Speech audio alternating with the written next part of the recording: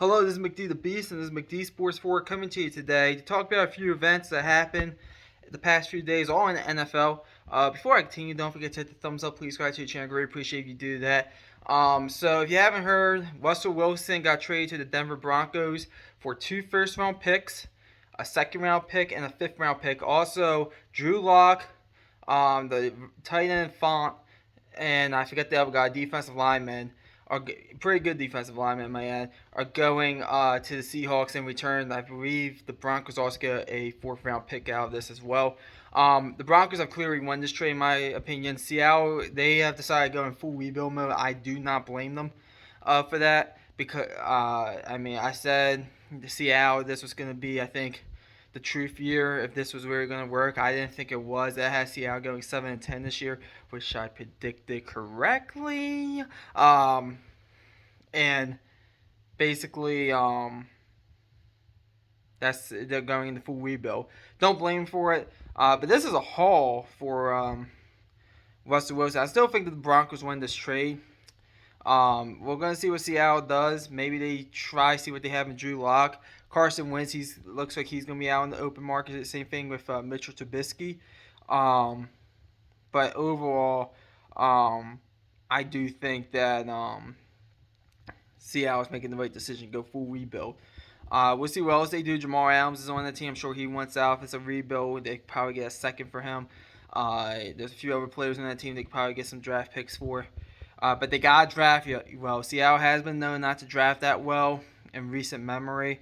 So they got to draft well, in my opinion, if you're Seattle, with these draft picks. So we'll see what happens. Denver, you look at the AFC West.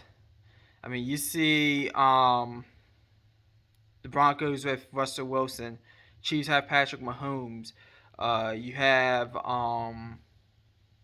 with the Raiders, Derek Carr, Chargers, Justin Herbert. Pretty rich AFC West with four good quarterbacks, in my opinion. I think Derek Carr's the worst out of all four. And then it's Russell Wilson, Justin Herbert. I think you could change them 2 and 3. And then of course, Patrick Mahomes number 1. It's going to still be a little bit of an uphill battle, I think, for the Broncos, but they're definitely a lot better than what they were yesterday after this trade. I don't like them giving up Font, the tight end. I thought he was a part of the future, but you gotta do what you gotta do. Give up a quarterback to get a quarterback. A lot of people are saying this is the biggest NFL trade ever, even bigger than the Herschel Walker trade, which I disagree with. I still think the Herschel Walker trade is the biggest trade in NFL history. So if you want to call this number 2, fine, but this is a big time trade in the NFL. Two other quick things. I was going to actually hop on today to talk about one of the other things. I'll get to that last. But I do want to talk about Aaron Rodgers electing to stay with the Packers 4 years, $200 million extension. This is a bad day if you're a Tennessee Titans fan like I am. I think it was blatantly obvious this past year that quarterback was the main issue with the Titans, especially in that playoff game against Cincinnati. And if we stay with Ryan Tannehill, in my opinion, I think it's holding the Titans back. I really do. And they'll win the AFC South without problem the way it's constructed right now. But to me, can they go up against some of these teams? I don't know. I really don't know. So I think they're a good team. I still think they're going to try to do something at quarterback. But overall, in my opinion, I was hoping Aaron Rodgers came to Tennessee.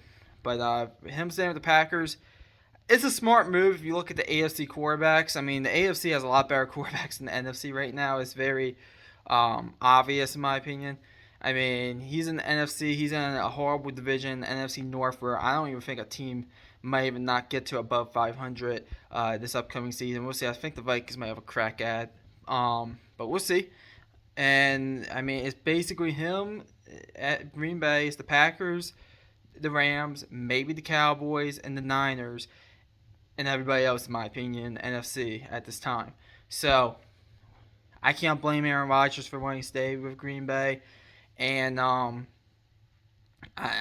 wish him luck. I was hoping he came down, made the right decision, come to the Titans, but I can't blame him when he sees all those quarterbacks in the AFC.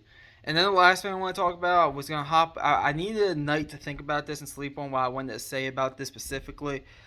If you haven't heard, Cameron Ridley, he's suspended for a year, um, for betting on NFL games. He bet about 1,500, I think, in total on some parlays, while he was taking his mental health break. Is what I think we call it. Um, he was taking. He bet. I think during like a. I think it was probably Thanksgiving weekend from what I was reading. He betted 1,500 on parlays. He did bet on the Falcons, but did bet them to win. So, and he did come to the meeting. He was honest with the NFL. He came clean about it, but they still suspended him for a year because he hurt the integrity of the NFL. My opinion about this is Calvin Ridley is. I mean, I'm just gonna be honest with you. You cannot bet on. Let's say I'm an NFL player. I can't bet on the NFL if I'm an NFL player.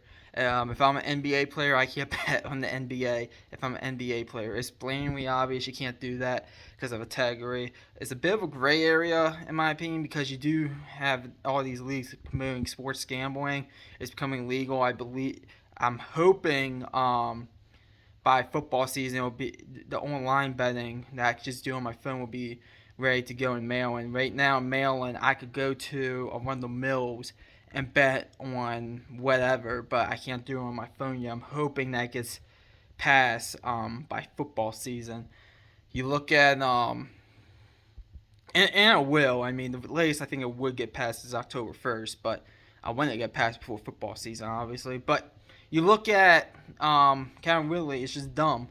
I think the suspension is a bit harsh. I would have given him only 6 games, and if he wanted to appeal it, maybe I'll be considering maybe only give it 4.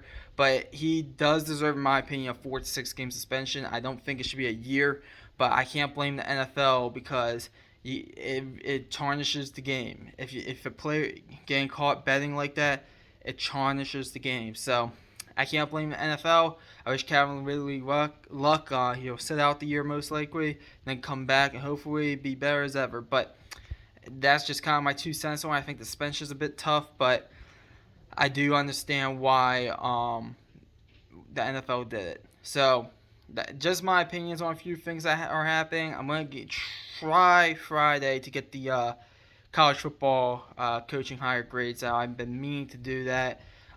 Just been busy, so I haven't gotten the chance to really sit down and do it. But I think I'm gonna have some time this week to do that. Thanks for watching the video. Hit the thumbs up. Please subscribe to the channel. Great appreciate if you do that. McD the Beast signing off.